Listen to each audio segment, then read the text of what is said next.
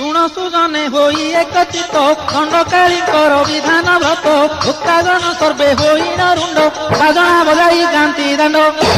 কর্তাঙ্ক দুয়ার বরণ পাই চলিলে কত পর কর্তাঙ্ক দুয়ার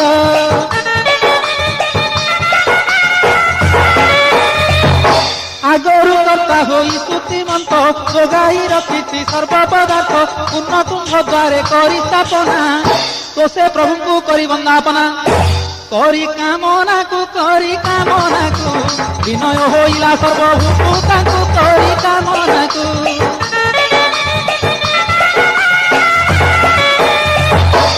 আজ করিবই তুমর সেবা মোর দ্বারে পূজা পাইবে বাবা বিধানে লোড়া যাহা দ্রব্যমান